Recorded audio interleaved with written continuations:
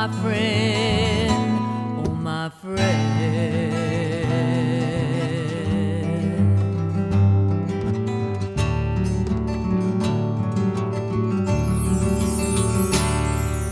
Say hello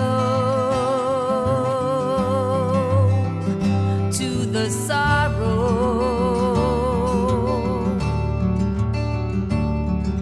Say hello to the sorrow.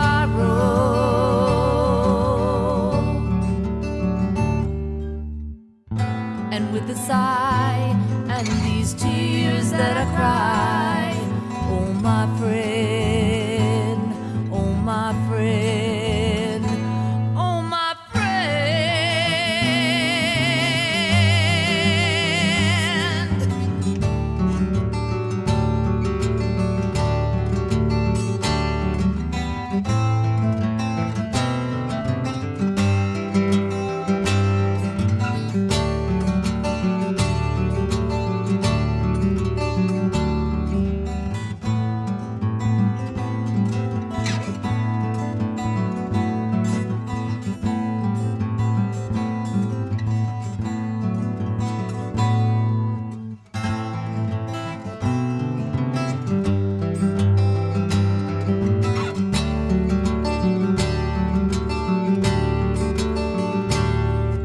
Say goodbye for the last time. You must say goodbye for the last time.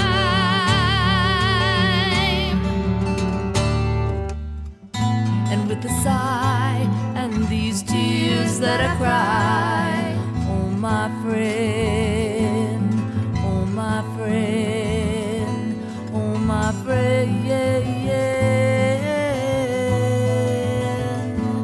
oh my friend.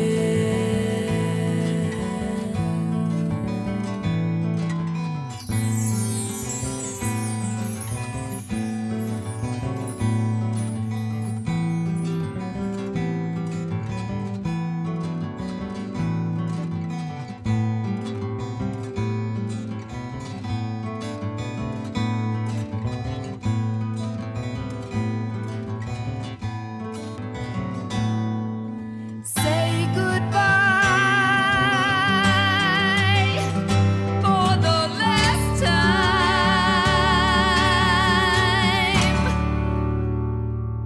I want to go drive around in a convertible.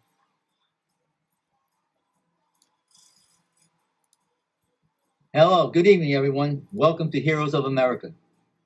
I'm your host, John Fratangelo. I'd like to introduce my executive producer, my daughter, Nikki Fratangelo-Berardi, and my co-host, Ray-Stingray, the Stingray, and a commentator, Ralph Narciso. And the special guest tonight was Chris Moran, who's a Navy veteran who served 2 tours in Iraq. We will hear about him shortly, from him shortly, and about him. And we just want to let everyone know that our other commentator, Jenn Pro, had some surgery this week, and she had 2 stents put in her heart, but she's doing fine. And I just want to put out there that if you all say some prayers for her, it would help. And anyway, so let's go on with the show, and we'll hear from Chris. Chris, you want to introduce yourself and let everybody know about yourself? Hey, yeah, I'm Chris Moran. I live in Westchester now. I grew up in the Bronx. Local 1 plumber right now. That's how I make my money.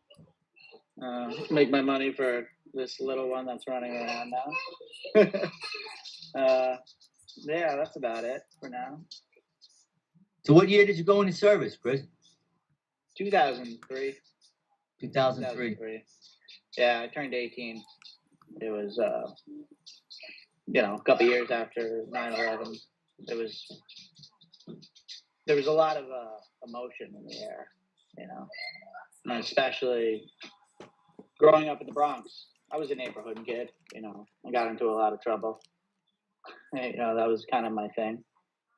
But yeah, there was a great pull for me to join the service. to do pretty much anything. Oh, so you enlisted for 4 years? Yeah, I did. I did 4 years, but then I had to tack on another year for my training. What, special So- training? Yeah, you can say that. I was a CB. I don't know Okay. if a lot of you guys know what CBs are. They're combat engineers. So I guess Vietnam, they were big, clearing airfields, Right. you know, paving, all that, and you know, setting security points for themselves. You know, so they weren't really a bother to the other AOs. What made you favor the Navy? I'm just curious. I went to the Marine Corps first. Yeah, and they said they're not taking GEDs, and I was a high school dropout with a Wow. GED, so they didn't take me there. So I went to the Navy, and you know, my first thought was I really wanted to be a steel worker because my stepfather, he's kind of an iron worker, so I was always into welding and all that. So I tried to get a rate. My ASVAB score was terrible. I think I got like a 59, but I didn't really study for it. I didn't really take it serious. I knew that one of the branches were going to take me. You know, I was kind of a lost kid. But I got in there, and yeah, they make you sign on for an extra year if you receive combat training and stuff like that. Right. Wow. What high school did you go to? I'm just curious. I went to environmental studies in Manhattan, Oh, okay. but I went there for like 2 years, and then I got a job running a plumbing truck back and forth at 16. I pretty much didn't go back to school. Kind of just did that for a couple of years. Right. Well, Chris and I were in the same union. I was in Local 2 at the time until they changed over to Local 1. That city. That. Yeah. Yeah. Great. Let's see. I went to boot camp at Great Lakes, and it was November, December, that time frame. It was cold. It was cold. PT outside in the cold was rough. It was enjoyable suffering, you know, to go out there and run and march and all that stuff. I had a good time though. You know, for a lot of people, you know, it was rough for them in boot camp. But for me, I really enjoyed the structure of it all. You know, it really kind of completed me. You know, maybe it took a broken kid to put me together again. You know, the discipline. Right. I really loved it. So I felt at home. Oddly enough, you know, I mean, maybe not without, you know, the toilets, they weren't separated with partitions. That was always weird for me. Took me a long time to get over that. You know, it wasn't really like the pooping, but it was the peeing. Yeah, I wasn't too good at it, but that's for something else. You know, But yeah. Chris, I just wanted to, you know what's funny about that? You see, there's a method to their madness. Okay? When I went to basic training, the same thing. Fort Jackson, they didn't have the petitions dividing the toilets. it's right? awkward, man. Yeah. It's So I said, no way. So I waited till nighttime. And when nobody's, but here's what the point I'm trying to bring out is that when we get to Vietnam, before you know it, you're sitting on the side of a road with people walking right by you and you're doing your thing. You know what I mean? Yeah. Training, you know? No, Amazing. you know what? That's true because I'm thinking about a time in the desert when we're doing a convoy, and I kind of just stepped out of the Humvee to go pee in the middle of the desert. Yeah. You know, around everybody else, a whole convoy behind me. You just have to go. That's So it. maybe you're right. Maybe you're right. I never thought of it like that. Yeah. But yeah, that was good in boot camp, and then after boot camp, you know, my rate was steel worker, and my A school, which is a training school, was in Gulfport, Mississippi. So I went to Gulfport, received my training there, and then maybe a few months after I finished that basic training there, you know, you have weapons training, everything like that. It was my first deployment, and I was scheduled to go to Mount Fuji, Japan, and I was pretty psyched. You know, I was pumped up, ready to go, and then they offered a detachment from where the rest of the battalion was going. So it was a detachment. It was maybe about 40 people, and they were going to Iraq. So, you know, I don't really know what I thought at that moment. I thought, you know, this is kind of what I joined for. You know, I wasn't joining to go sit around in some Caribbean island. You know, a lot of guys got to, and if you really made a big stink of it, you know, it wasn't like you were. That's where you were going. You know what I mean? That's a whole different aspect of the thing.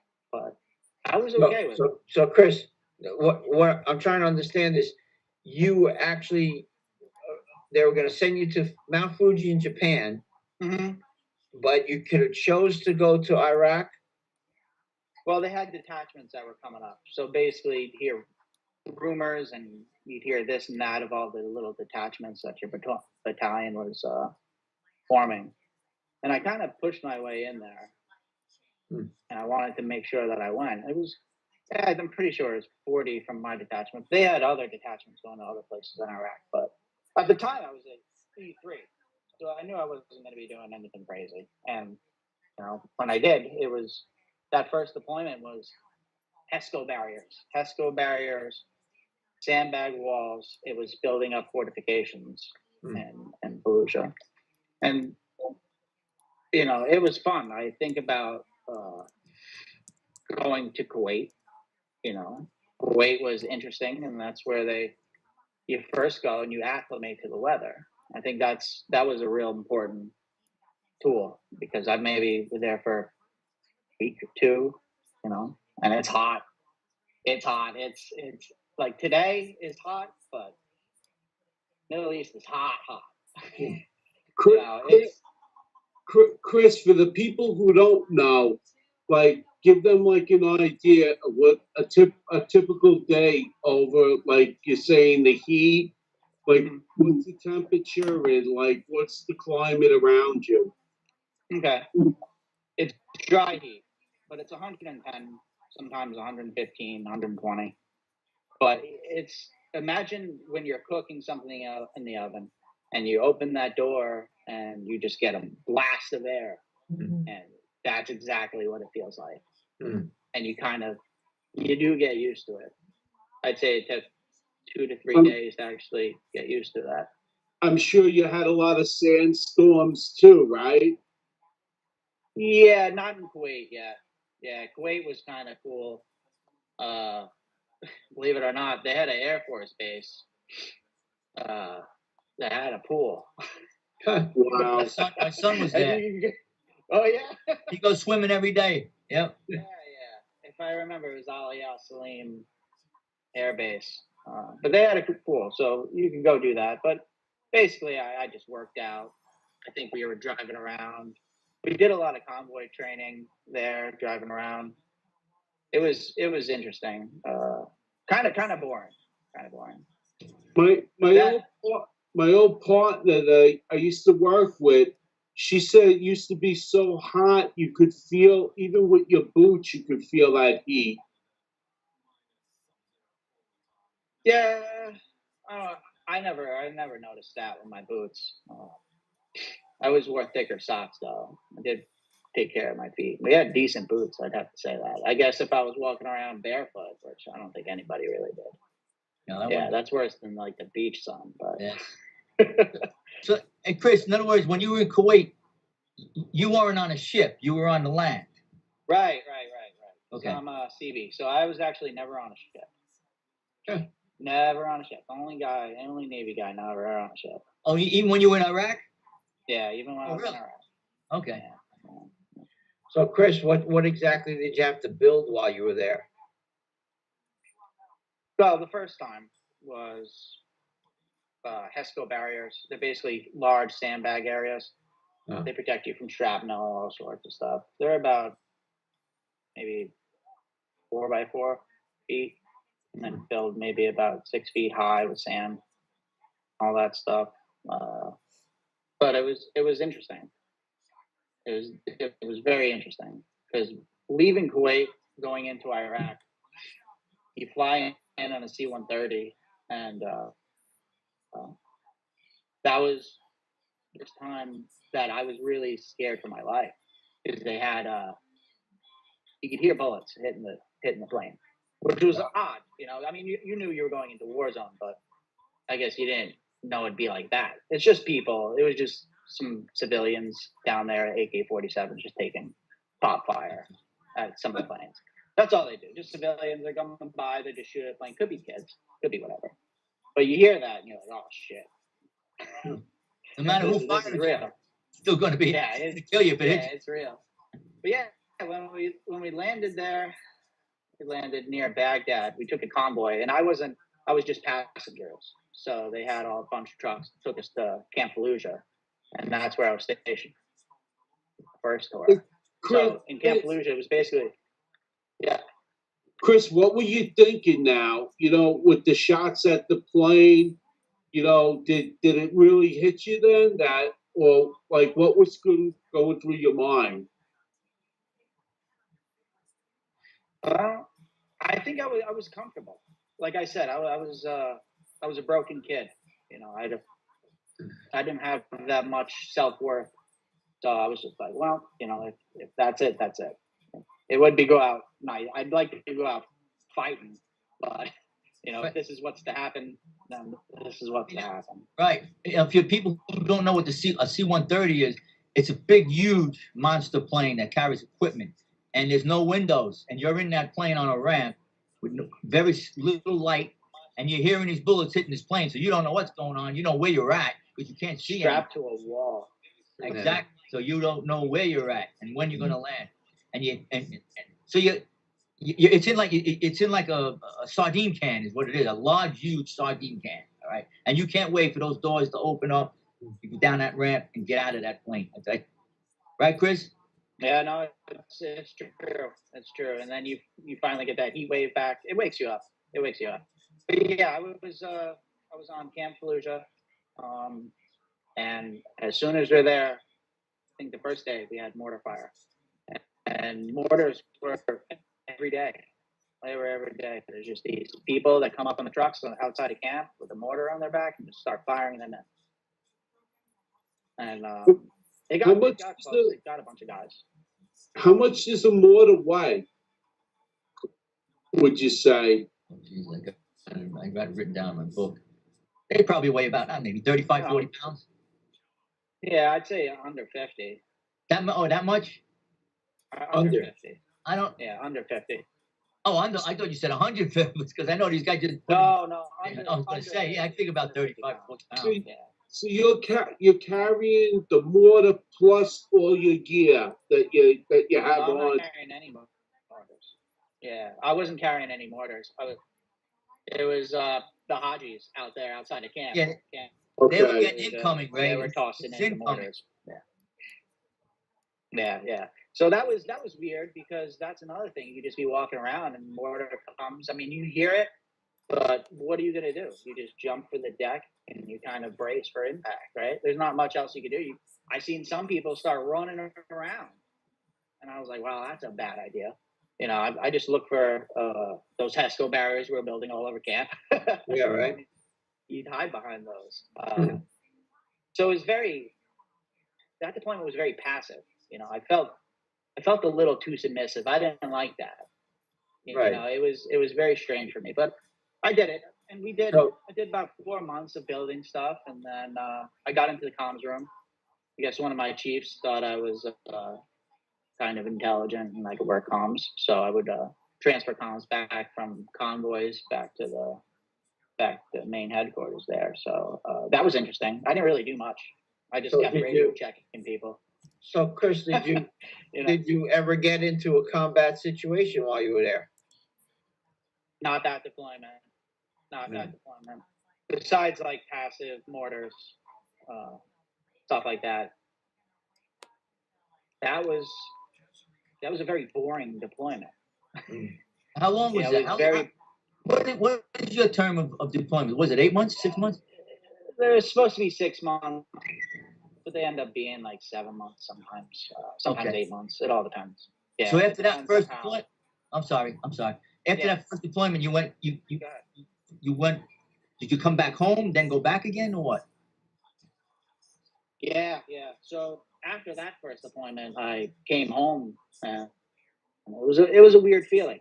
You know, everyone wanted to shake your hand, and I don't know. I didn't really feel like I didn't really feel like a hero. You know, I felt like maybe I didn't do too much, even though I look back on it now.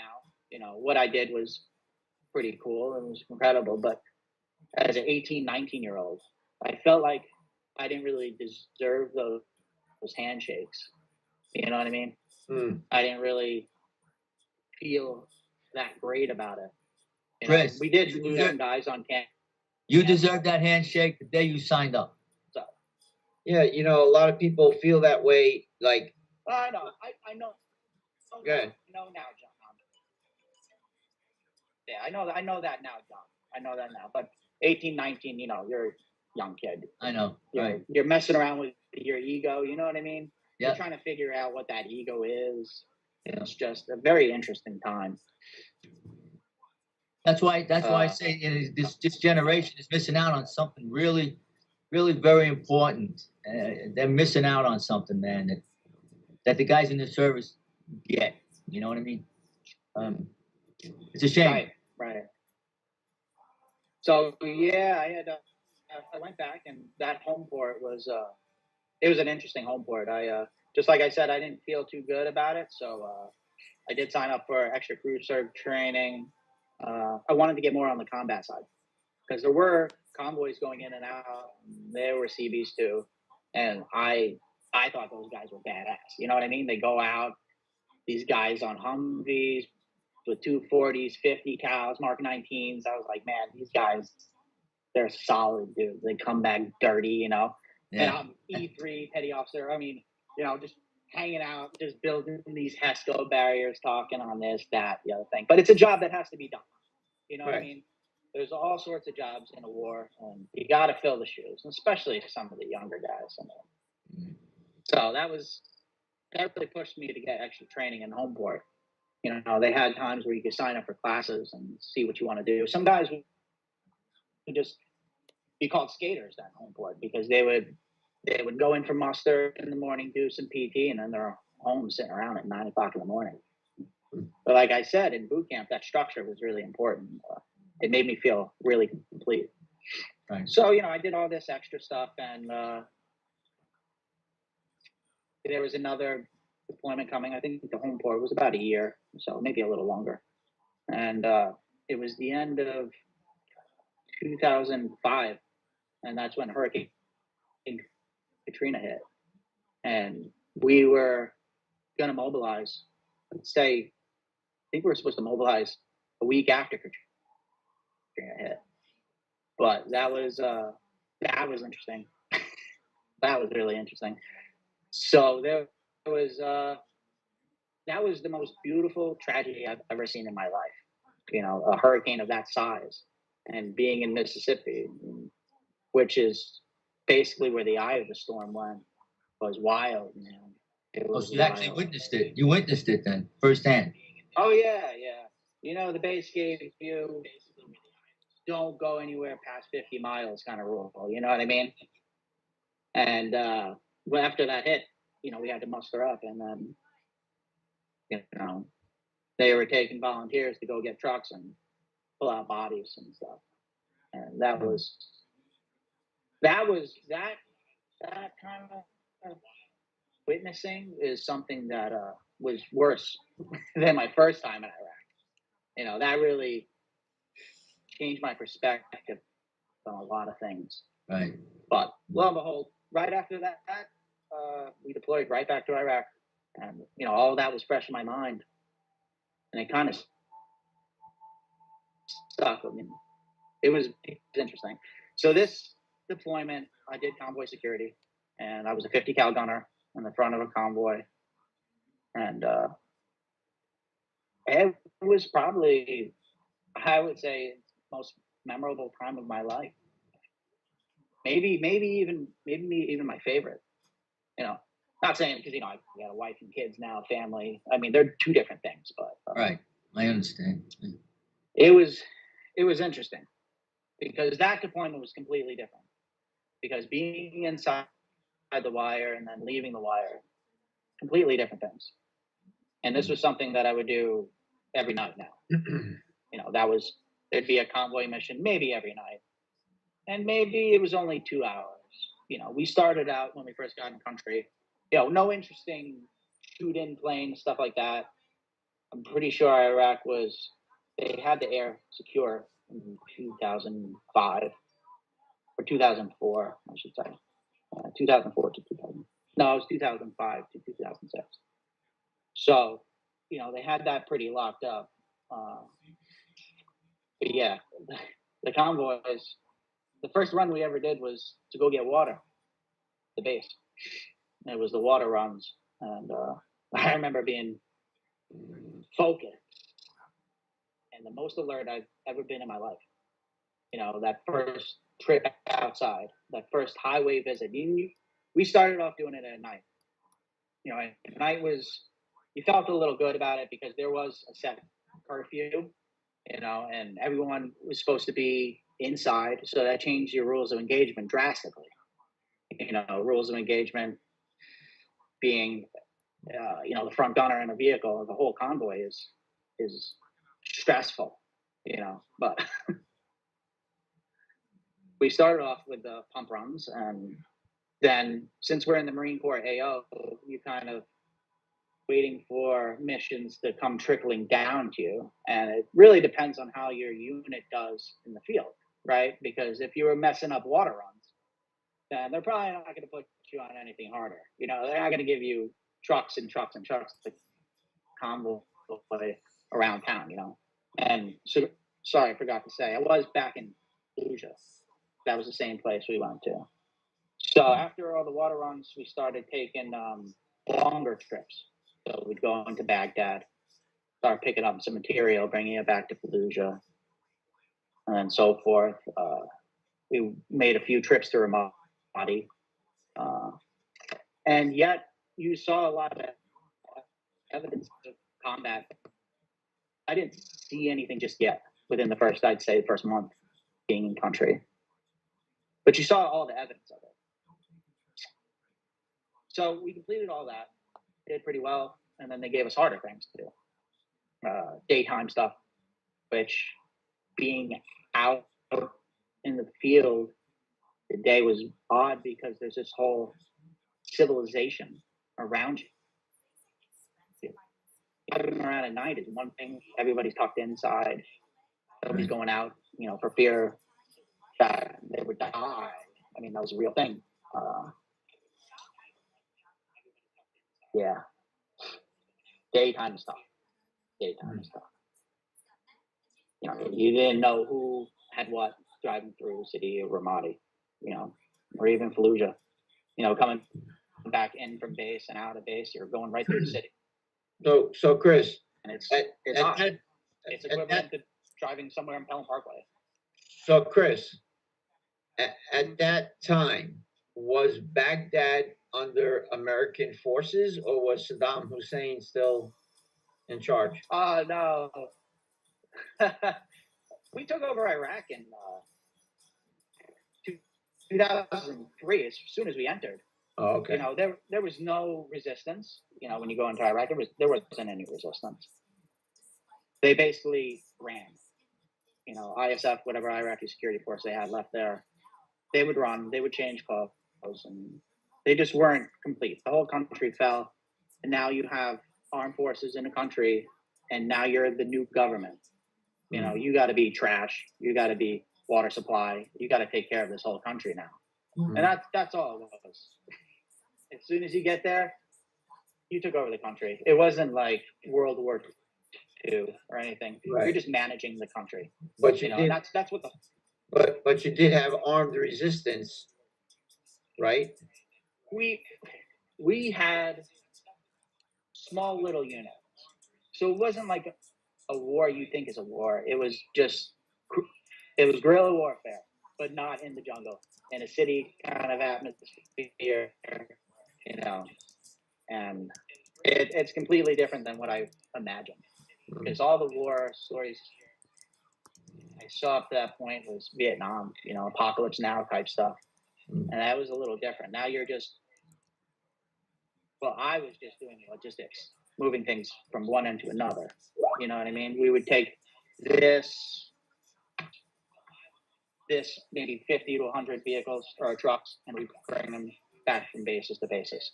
You know, it was very rare in the beginning that we would be a 6-truck convoy, which was fun because now you just have all your boys. You know what I mean? You're not worried about, you know, the 50 other hoggies with all this material that you have to check, you know, the pre-checks in the beginning of searching all the guys down, patting them down, checking the trucks, hoping that maybe there's no explosives on there, because that was a real thing. You know, but then, like I said, you keep doing well in your area of operation, and your unit gets noticed, and you start doing bigger stuff.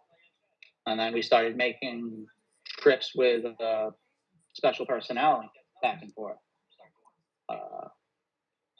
And that was around the time that they started nicknaming Ramadi, Fallujah, Baghdad. It was the Triangle of Death. And we'd just be going through there, and you'd hear about all these IEDs that were popping up. They were popping up because at that time there was a lot of civilian casualties, and civilians were rioting. You know, you guys might have heard of like the massacre of Haditha on the news, or maybe, you know, the news didn't really show it, but there was a lot of civilian casualties. Citizens were angry. You know, those same smiling faces you might see in the daytime, they changed. Right. You know, they changed. And the town started getting pretty weird driving by. The kids you used to see playing in the street, kids coming up for you for candy, they started going away. You know, they didn't show up anymore. And that was weird. And yeah.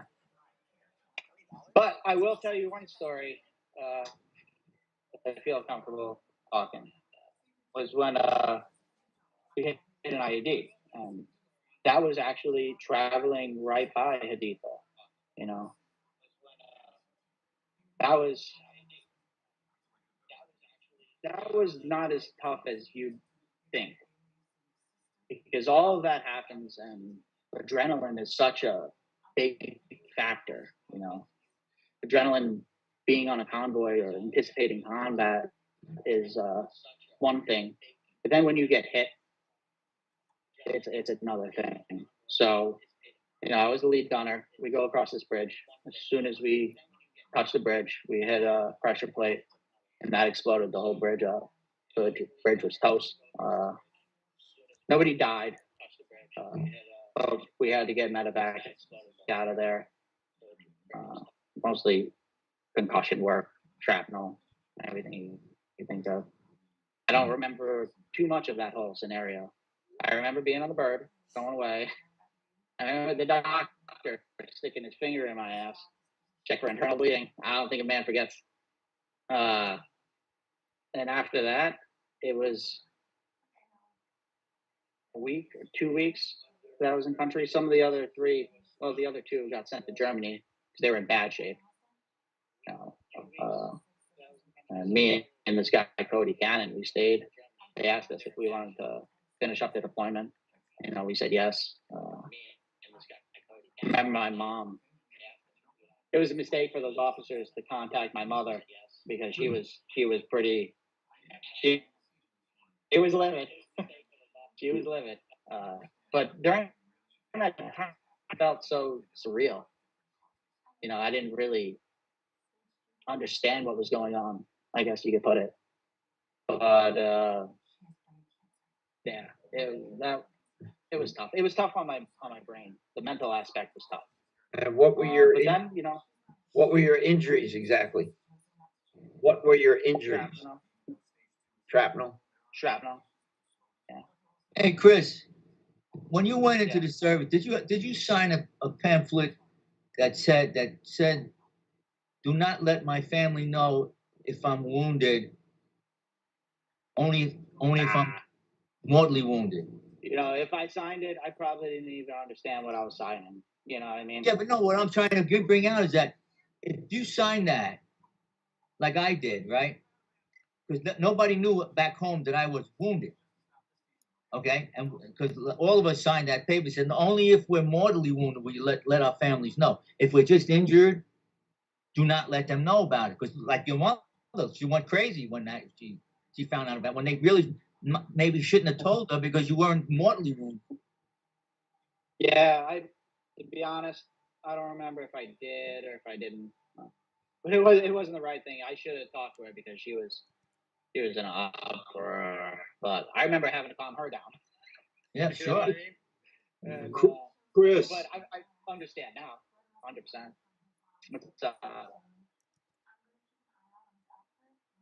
Chris, I think first I wanted to thank you for serving. I think that, you know, you're very modest and that, you know, you've done a lot for this country, you know, to make America the America that it should be. You know, it's guys like you that go in, do the job, don't complain, and come out. And, you know, I haven't heard you say one negative thing about, you know, any regrets or anything, but I wanted to say that I wanted to thank you because, you know, you and Pizza and Ralph and all the other guys out there did something somewhere to make my life a better place to live. What I want to ask you is do you think that the media was fair? Like, you know, like what was really going on over there? Or do you think that, you know, what were your thoughts? What are your thoughts now? Well, the funny thing is, I told my mom not to watch any news, and she stuck to that. You know, my mother was, you know, my parent. Let's put it that way. And I told her not to watch any news. We didn't watch any news over there. You know, all the news we were getting were from the mission briefs. You know, whenever before and after, and you find out what's happening in the country. But you knew that they weren't telling you everything. They would tell you, you know, we had some casualties today, blah blah blah. You know, MSR Tampa is overrun, blah blah blah. This kind of thing. But it's the stuff that you hear the guys talking about at the galley. The galley is like, what does the army call their cafeteria? Oh, the cafeteria? Yeah, we call Mess, it the galley. mess, mess. Hall, yeah, mess hall, yeah, that's what you guys. The mess call hall. That's it. it. The mess hall. Yeah. Right. That's all. So you'd hear guys, and you just talk to other guys. You know, a lot of guys that have seen some stuff. You know, we're pretty close with it. We're on a Marine base, so you're talking to some of the recon guys. You know, MARSOC guys would show up, and those guys are pretty badass. Yeah, you'd even see a few SEALs here and there. You know, I always hear about what's going on. I like always feel right that I think that they're not fair towards the serviceman or the servicewoman that goes over to make these sacrifices. You know, they always make it seem the media that you know, look at these people and you know, I get, you know, the problems, the politics, I you know, I get that. But you know, you were a young guy, and you know, you told people you were very street smart. Do you think that that was an advantage, you know, for you to get through all this, or you know, what could have you done any differently? I don't know if I could have done anything differently. I received a lot of good training, and you kind of just fall back on that training. You know, when you get over there and you get into an incident, it's just training. It's like you're a robot. You just know what to do, and you just do it. Yeah. You know, Yeah. there's not much thinking. It's muscle memory. That's what it is. It's muscle memory. That's why that training was so important. But news, yeah, they didn't show you what was really going on there. You know, we never found weapons of mass destruction. You know, I was an Iraq guy, so that was something that I was looking for. You know, the Afghanistan guys were going after the Taliban that bombed our city, right? You know, I was looking for weapons of mass destruction. That wasn't found. You know, that wasn't found. But I always feel like that they're unfair towards like, you know, our service people. You know, it's like, look, you know, if you think you can do any better, why don't you sign up for 4 years or and do your part, you know? It's easy to be the quarterback and say, well, you know, we should do this and we should do that. But yet, you know, like you guys go in, you do your job, you make it look easy. It's not easy to do what you guys do, you know. And then the aftermath, you know, of the sacrifices that you guys make, you know. What do you think the effects of today, you know, the aftermath of what you went through, like, has it affected your life? And tell us how it affects your life. Oh man, getting out.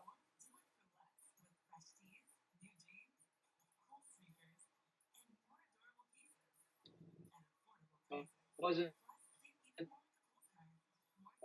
wasn't right in the head. Really get over.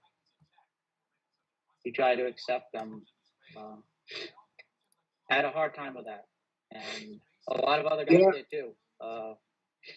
My lieutenant that was in charge of pretty much all three of those convoys there. He's a guy that's really influenced me later on, because years after discharge, you know, he blew his brains out. And My God. he was someone that would always call all of us, and you know, I'm kind of ashamed about it now, because at the time all they were just drunk phone calls. They're just drunk phone calls, and you take them, you know, you'd stay on the phone an hour, and then you know you feel good about yourself, but those drunk phone calls would come more, and you know you could be out, you're like, oh, you know, I really don't want to pick up the phone. This guy's gonna kill my mood.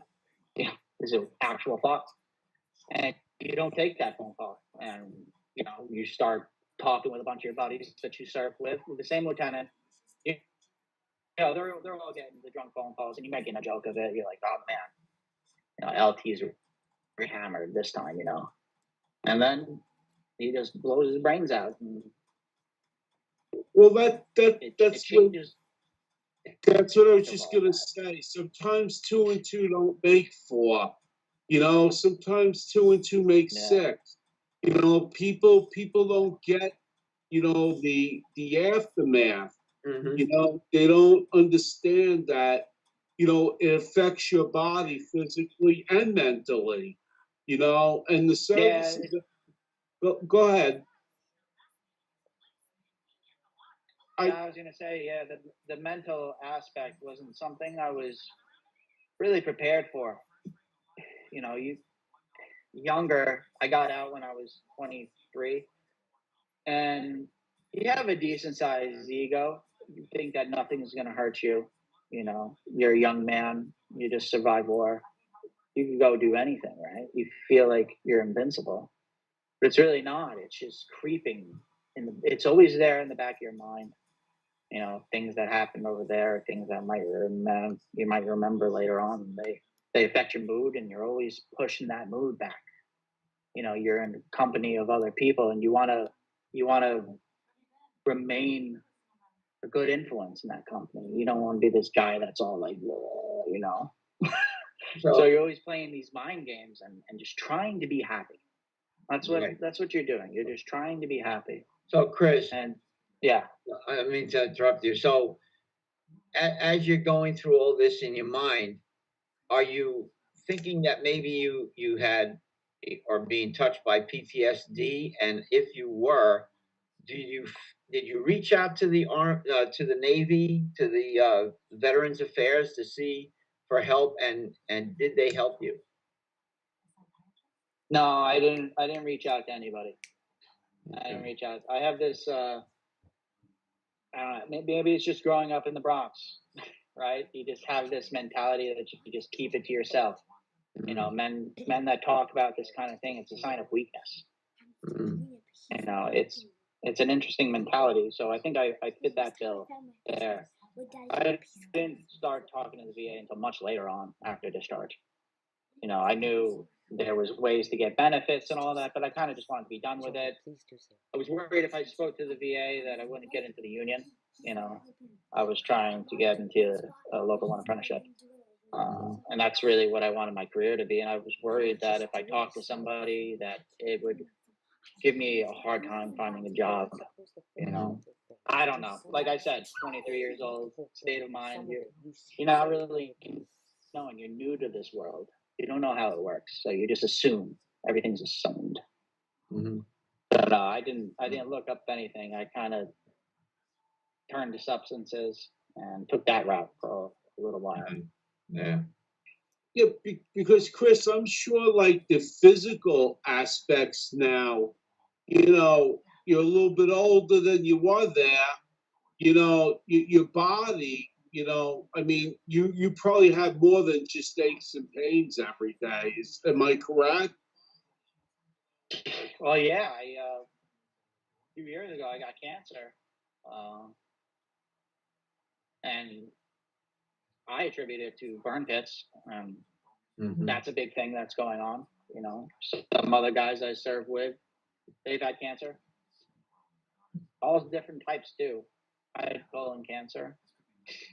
Some guys get brain cancer.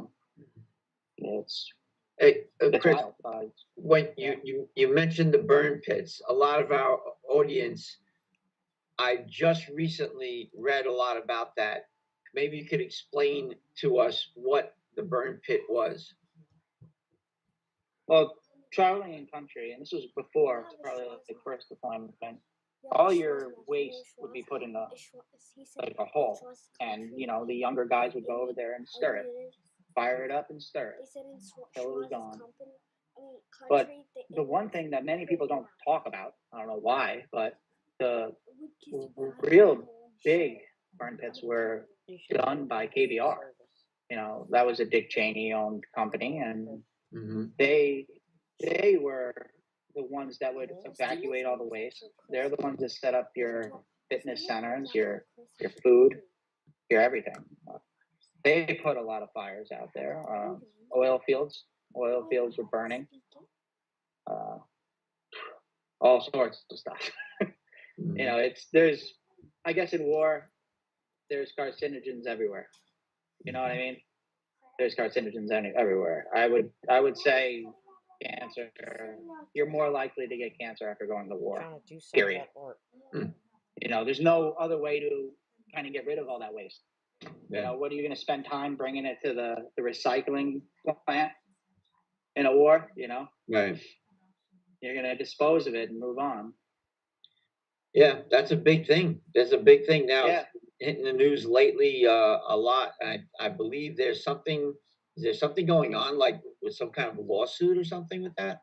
No, there's a PACT Act, I should say. Right. And not just passed. It passed the House. It passed the Senate, but now it's like diligently just making its way through legislation. I don't know. They're probably trying to remove some of the addendums in there or something like that. But yeah, all of those would be now they're linked to the cancer. If you've been proven to be in a burn pit area or that time of war, that kind of thing, kind of like the Agent Orange, you know, they're setting like parameters of years. And then if you've been there in country and you've developed cancer, then you could be covered under that. Wow. The VA disability and such. So once that goes through, then, you know, my percentage goes up. I will say that to any Iraq guys that are listening, you know, therapies, it's not for the girls. You know, it's really helpful. It's very helpful. And I don't see someone from the VA, but I see them from the vet center. They're affiliated with the VA, and there's this therapist there, and her parents. She was a Marine Corps brat, you know, so she really understood everything. And talking to her, she really understands. And, you know, I do it maybe once a week. You know, we go on there and we just talk about things, and she puts things in different perspective, you know, that I had a hard time dealing with. But no, I didn't know what PTSD. I don't think anyone really knows what it is. It's just trauma. You know, it's trauma. Just like, you know, you're a kid growing up in the Bronx, you get beat up. That's a little bit of trauma. Right. That's you know, a lot of trauma. It's a lot of trauma. Yeah, But no, but just trauma. I mean, let's put things in. There's a difference between a Brooklyn beating, for people that don't know, and a Bronx beating and a Queens beating. It depends on what side of the street you're on. But no, I mean, all joking aside, I think that you sharing, your experience to fellow vets and say, look, there is help out there. What Yeah. tips would you give them to get that help that they need? Tips. Yeah, like what? I guess not trying to fix the problem yourself. I mean, sometimes it just doesn't work. It doesn't work. I think talking to other guys now to try to make sense of it, saying some things out loud that you didn't want to say because you feel ashamed, or maybe you felt like that wasn't right. And just talking to other people, it's heavy on you. So once you get it out there, no matter how you can do it, it's an amazing feeling. But the toughest part is you got to do it yourself. You got to do it yourself. Nobody's going to hold your hand and fix you through this. Right. So you got to figure out, are you worth fixing? And if you are, then seek some help. Don't have the answers, but finding a therapist that you feel comfortable with. And if you want to go through 5, 10 different therapists, fine. Find one that you kind of jive with. You guys vibe well, and you feel open and comfortable. I mean, that's super important. Because I went through a lot. There was some where we started talking, and I would share an experience, and she would kind of shiver, and I didn't like that feeling. So I think that makes a lot of guys kind of step away from it. The substances, that's a tricky one. So I do believe in cannabis as a medical treatment. Opiates, a lot of guys take opiates, and that's not the way to go. Not the way to go. Man, I don't know. I'm just trying to get through it myself. Yeah. So I would how say just talking to people. No, not keeping everything inside you. It's no good to be in there. It just eats away at you. So would you? How many years have you been in therapy, and are you considered? You feel like you're in like recovery, kind of like an alcoholic would be, like that? No. I've been in therapy for about only a few months. Oh. And I'm 37. Yeah. Wow. Only a few months.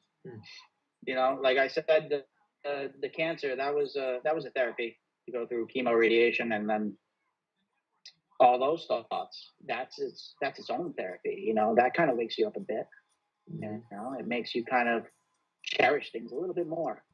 You look around and say, what the fuck are you doing with your life? What are you doing? You could have a good job. You could have all the show stuff. You could have the house. You could have the family. But inside your mind you're a wreck. Yeah. Chris, I was just thinking earlier, I heard your baby running around, and you say you have how many kids? I have 3 kids. 3 kids. If your kids came up to you tomorrow and they're at the age and they said, Dad, I want to go in the Navy or the Army, Marine Corps, what would you tell them? Air Force. Right. Yeah, I forgot one.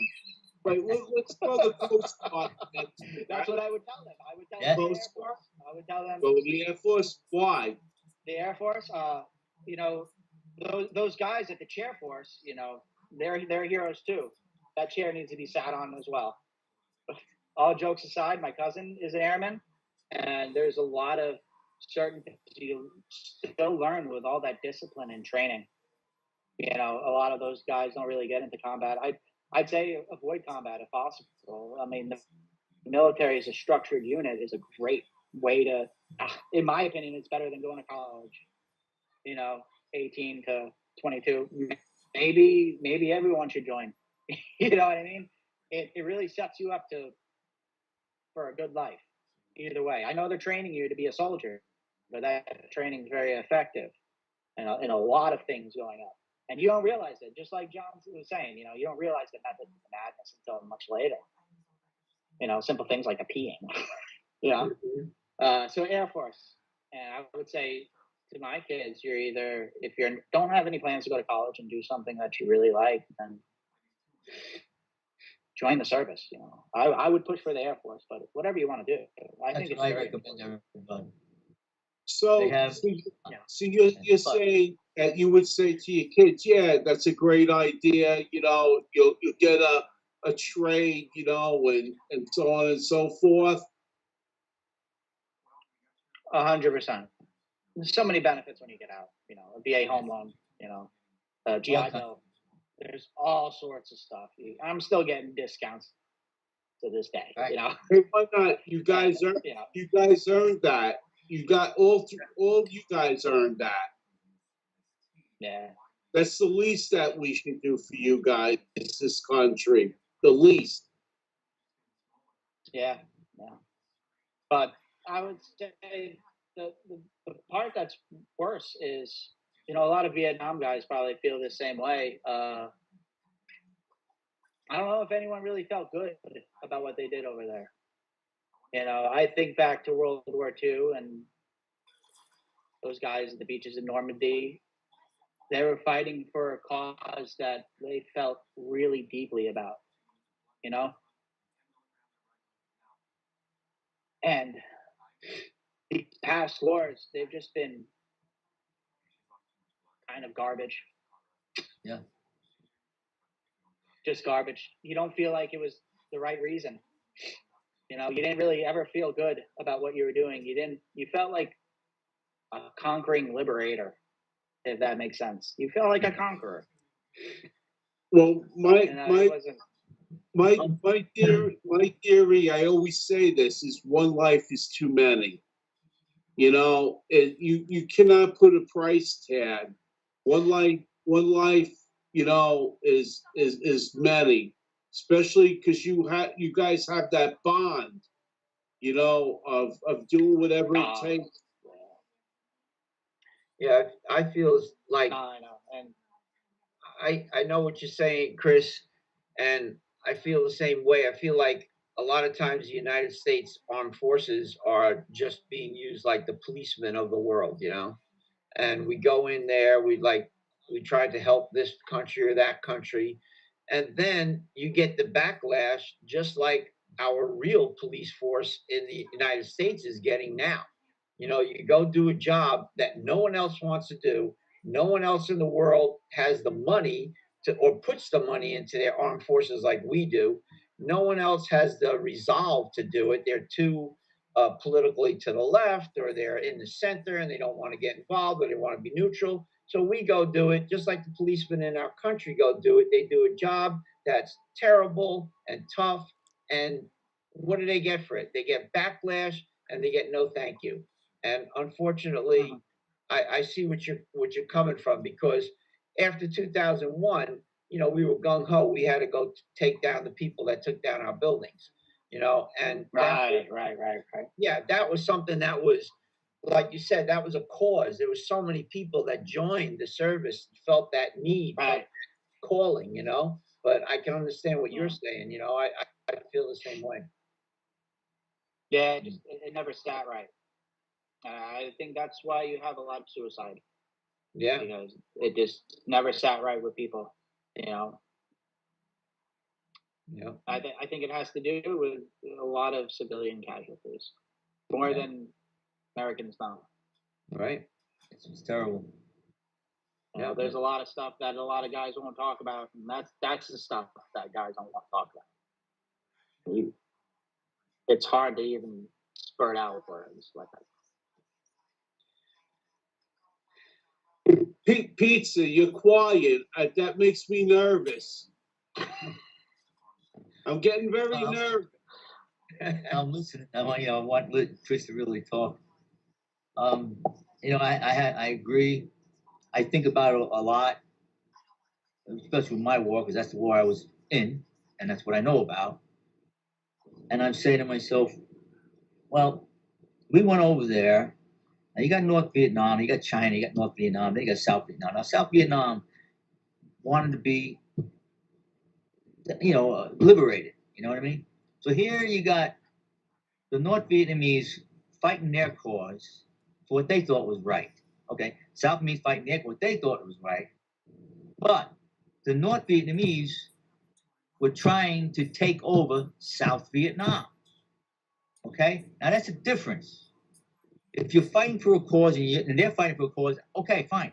But when one part of it is trying to take you over to strengthen their part,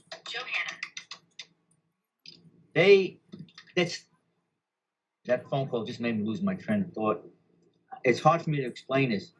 And I'm saying to myself, well, we actually were doing a good thing to help these people fight a common enemy that China was backing. Okay, they were trying to take over the South Vietnam completely. Okay, which would not be a good thing. Okay, and unfortunately, look what happened. We lost all those guys and we left.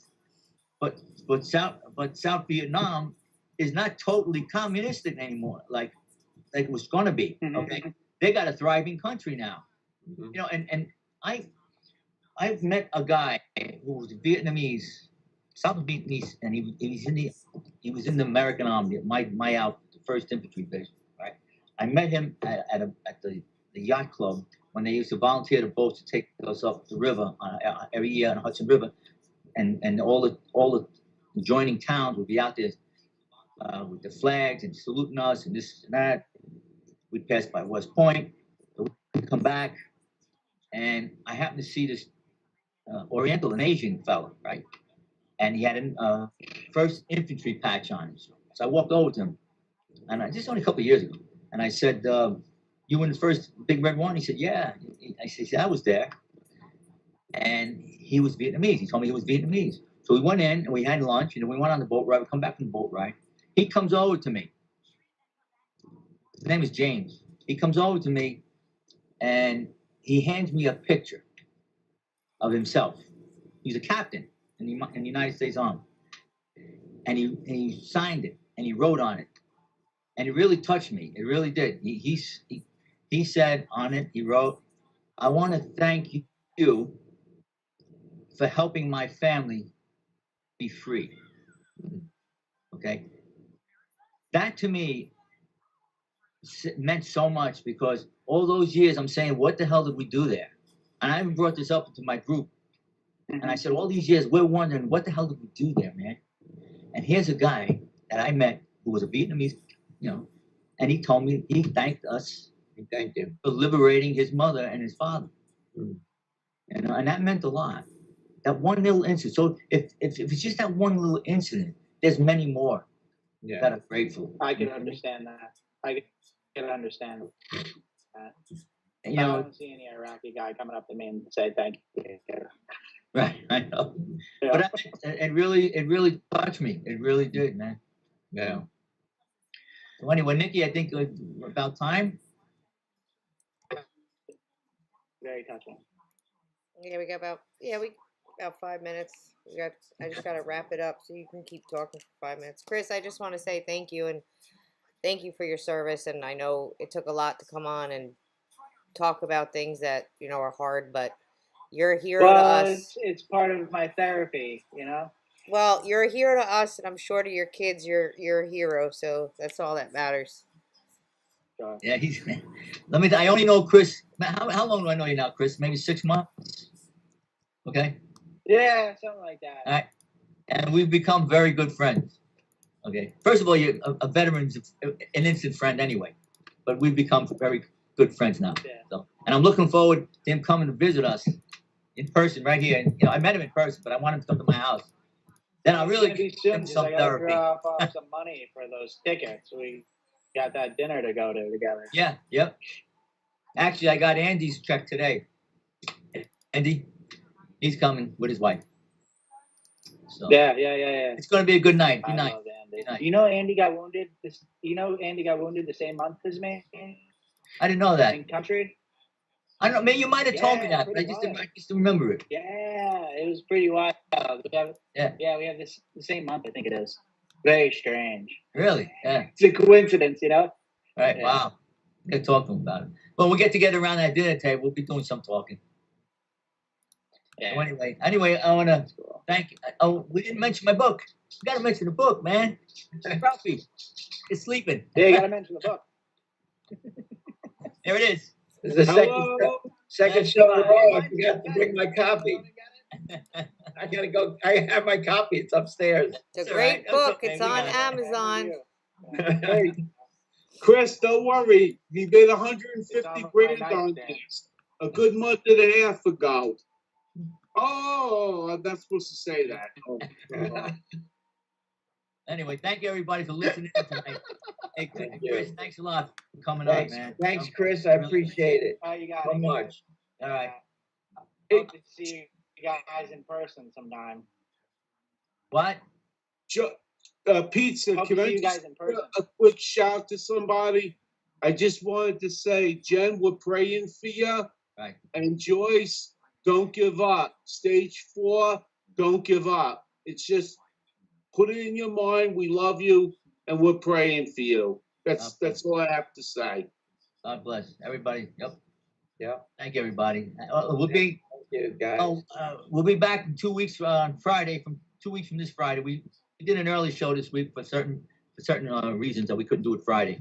So we'll be back on regular schedule 2 weeks from this Friday with another guest. All right. God bless everyone, and really take care of yourselves out there. You know, hope for the best. Thank you. All right. Hope it gets better. Right. Have a Thank you, good guys. night. Everybody have a good night. Thank you. Okay. Chris.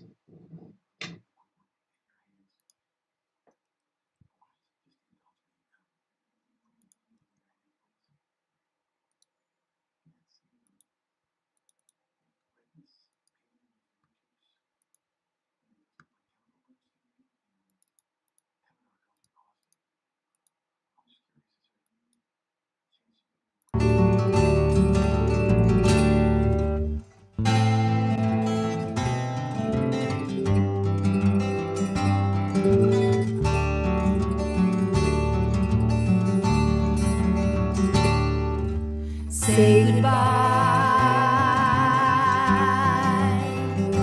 for the last time.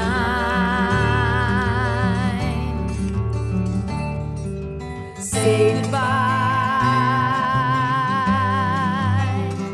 for the last time.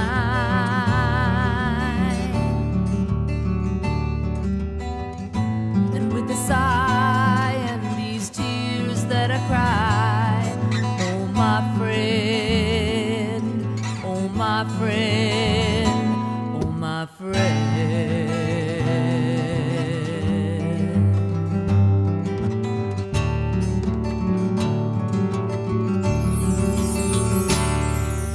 Say hello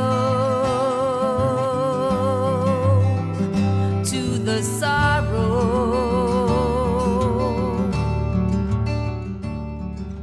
Say hello to the sorrow.